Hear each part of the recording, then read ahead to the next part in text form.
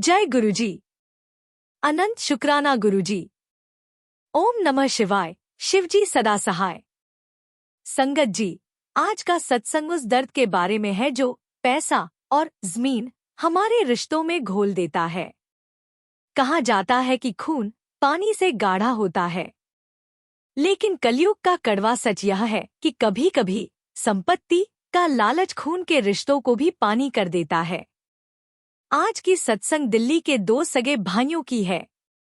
एक भाई जिसने अपने छोटे भाई को बेटे की तरह पाला, अपनी इच्छाएं मारकर उसे पढ़ाया लिखाया, लेकिन जब पिता की मृत्यु हुई तो उसी छोटे भाई ने एक मकान के टुकड़ों के लिए बड़े भाई को कोर्ट कचहरी और बदनामी के दरवाजे पर खड़ा कर दिया।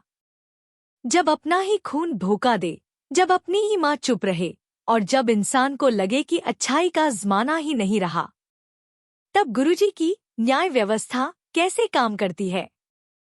यह सत्संग हमें सिखाता है कि कभी-कभी हारना ही सबसे बड़ी जीत होती है।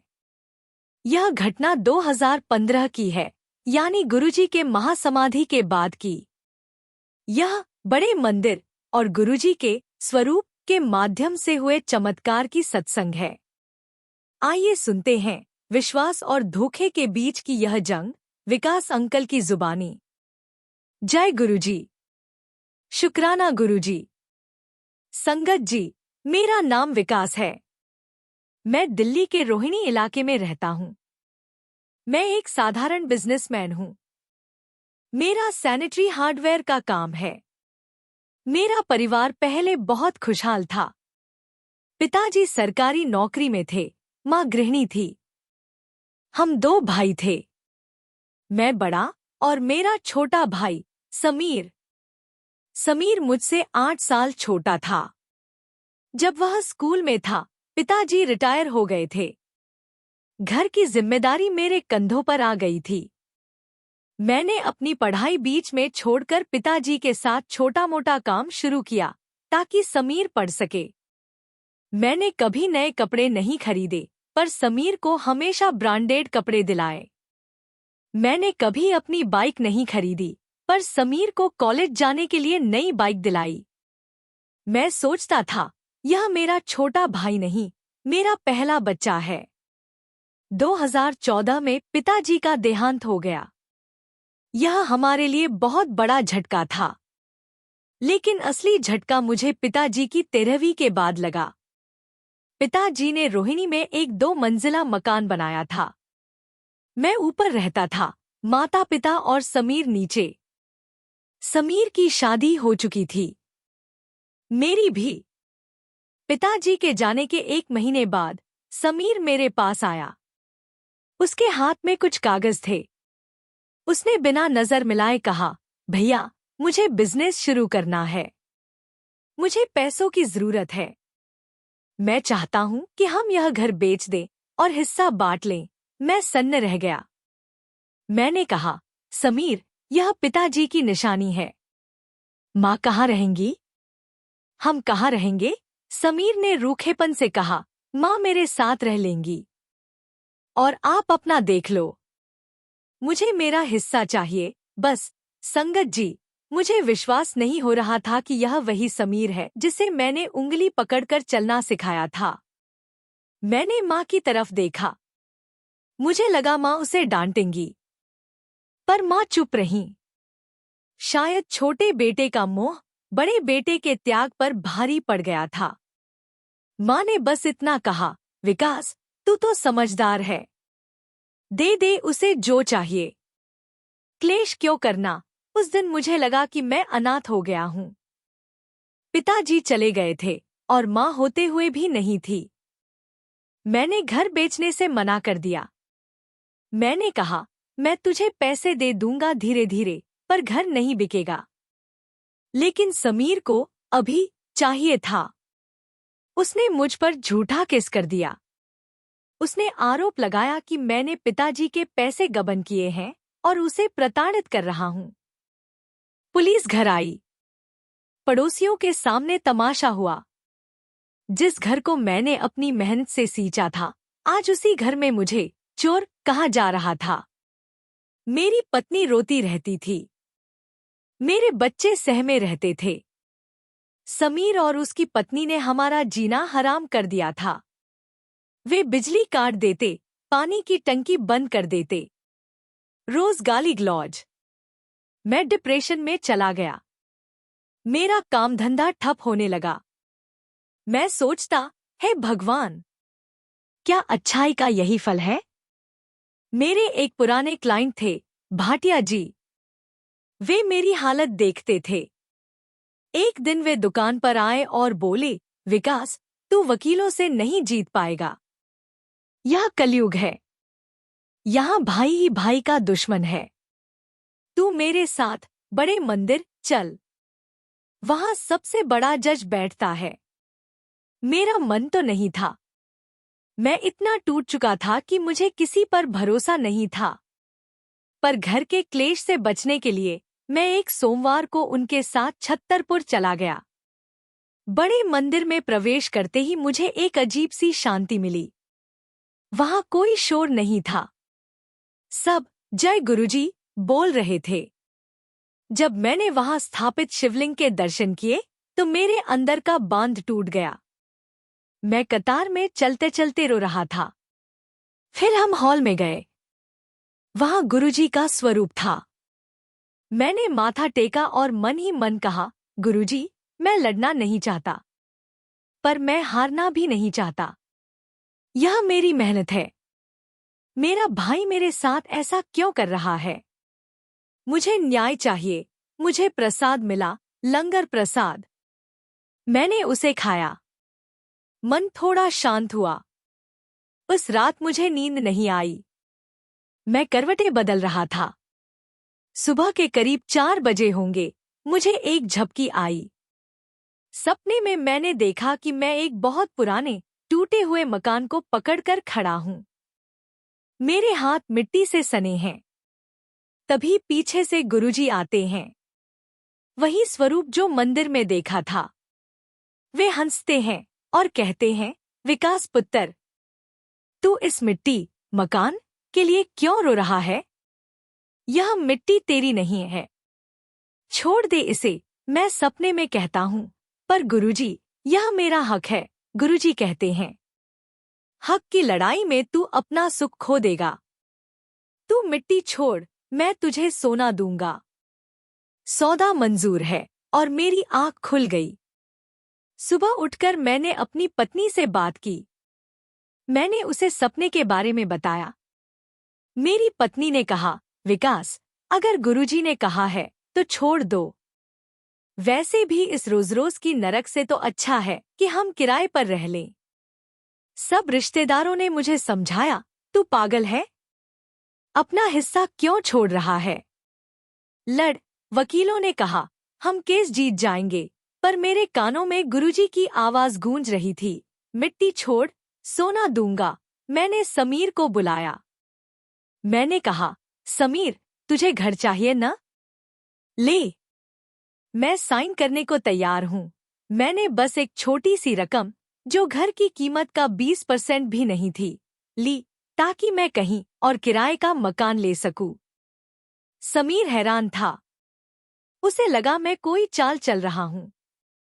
माँ भी चुप थी। मैंने कागजों पर साइन किए, घर की चाबी सौंपी और अपनी पत्नी और बच्चों का हाथ पकड़कर उस घर से निकल गया जिसे मैंने अपनी जवानी दी थी। जाते वक्त मैंने पीछे मुड़कर नहीं देखा, क्योंकि मुझे लगा मैं घर नहीं छोड़ रहा, मैं अपना बोझ छोड़ रहा हूँ। हम एक छोटे से किराए के फ्लैट में रहने लगे। शुरू के 6 महीने बहुत मुश्किल थे। जगह छोटी थी, पैसे कम थे। कभी कभी मन में आता था, मैंने गलती तो नहीं की? लेकिन मैं हर हफ्ते बड़े मंदिर जाता रहा। वहां जाकर बस एक ही बात कहता, गुरुजी, मैंने आपकी बात मानी। मैंने मिट्टी छोड़ दी। अब आप जानो।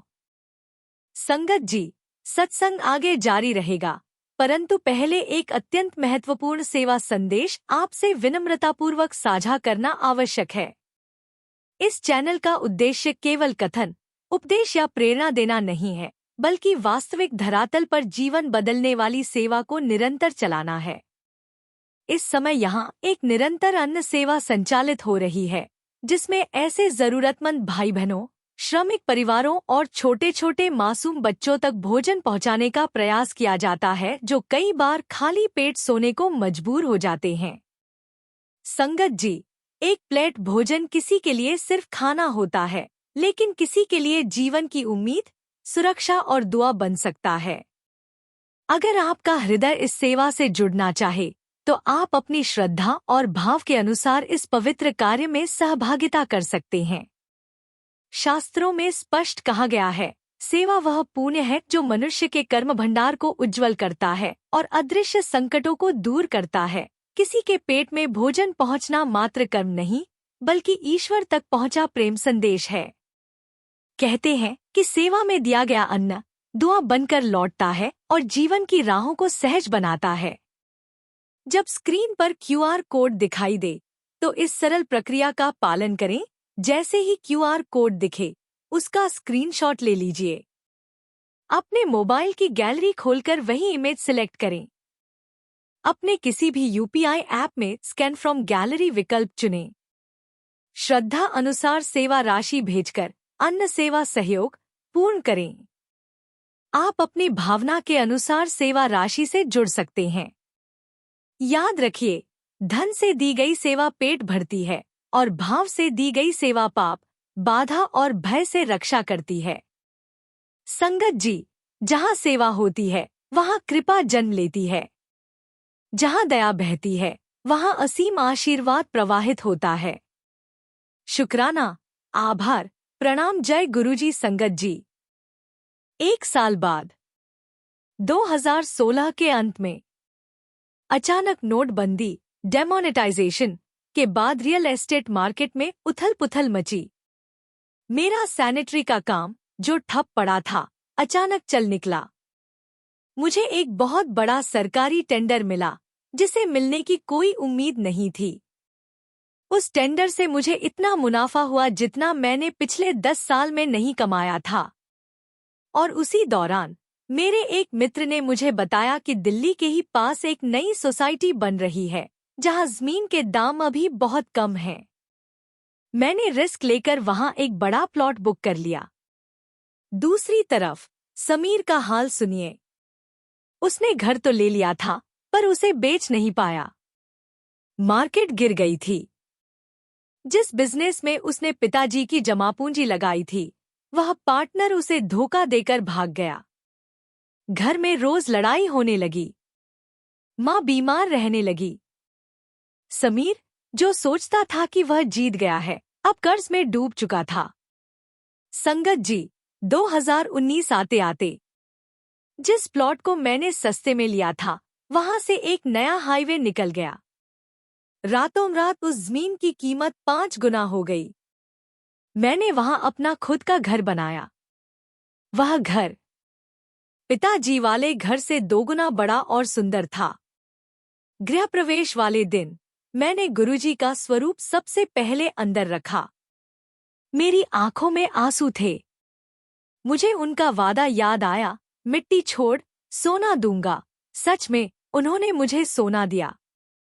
सिर्फ धन वाला सोना नहीं, बल्कि मानसिक शांति वाला सोना। उस दिन शाम को मेरे नए घर के बाहर घंटी बजी। मैंने दरवाजा खोला। सामने समीर और माँ खड़े थे।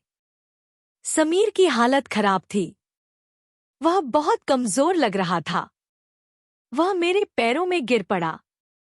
भैया, मुझे माफ कर दो। मैंने लालच में सब कुछ खो दिया। वह घर मनहूस है। वहां एक दिन भी शांति नहीं मिली। मैंने उसे उठाया। मेरे दिल में अब कोई गुस्सा नहीं था, क्योंकि गुरुजी ने मेरा पात्र इतना भर दिया था कि उसमें नफरत के लिए जगह ही नहीं थी। मैंने समीर को गले लगाया। माँ भी रो रही थी। मैंने कहा, समीर, वह घर मनहूस नहीं था। हमारी नीयत खराब थी। पर कोई बात नहीं। अब तू आ गया है, सब ठीक हो जाएगा। आज समीर मेरे साथ ही मेरे बिजनेस में काम करता है। हम फिर से एक साथ हैं। माँ अब खुश हैं। पर अब हम मालिक बनकर नहीं रहते, हम सेवादार बनकर रहते हैं। हमारे घर में सबसे ऊंचा स्थान गुरुजी का है। संगत जी, इस सत्संग से मैंने जो सीखा वह यह है, झगड़ा मत करो, समर्पण करो। जब अपने ही धोखा दें तो उनसे लड़ो मत। अपना मामला गुरुजी की अदालत में डाल दो। उनकी अदालत में तारीखें नहीं पड़ती, सीधा फैसला होता है। त्याग कभी व्यर्थ नहीं जाता। अगर आप शांति के लिए कुछ छोड़ते हैं तो गुरुजी उसे ब्याज समेत विद इंटरेस्ट वापस लौटाते हैं। रिश्ते पैसों से बड़े हैं। मैंने घर छोड़ा लेकिन अपना भाई वापस पा लिया। अगर मैं कोर्ट जाता तो शायद घर मिल जाता, पर भाई हमेशा के लिए खो जाता। संगत जी, विकास अंकल की यह सत्संग आज के हर घर की सत्संग है। जमीन जायदाद के पीछे हम अपने सगे भाइयों का गला काटने को तैयार हैं, लेकिन गुरुजी समझाते हैं जो तेरा है वो तेरे पास ही आएगा, और जो तेरा नहीं है उसे तू तिजोरी में बंद करके भी नहीं रख पाएगा। अगर आप भी किसी पारिवारिक विवाद, प्रॉपर्टी के झगड़े या अपनों के धोखे से परेशान हैं तो एक बार छोड़ने की हिम्मत करके देखिए। सौंप दीजिए वो मसला गुरुजी को। यकीन मानिए वो आपको उससे बेहतर देंगे जिसकी आपने कल्पना भी नहीं की होगी। क्योंकि जब हम अपनी मुट्ठी से रेत छोड़ते हैं तभी तो गुरुजी उसमें हीरे भर सकते हैं। संगत जी, अगर इस सत्संग ने आपको थोड़ी भी शांति दी हो या रिश्तों को देखने का नजरिया बदला हो तो कमेंट बॉक्स में लिखिए, तेरा भाना मीठा लागे, जो तू दे वो ही प्रसाद। जय गुरुजी। और इस वीडियो को अपने परिवार के व्हाट्सएप ग्रुप्स में जरूर शेयर करें। हो सकता है यह सत्संग किसी भाई को भाई से लड़ने से रोक ले या किसी टूटे हुए परिवार को फिर से जोड़ दे। जय गुरुजी। अनंत शुक्राना गुरुजी।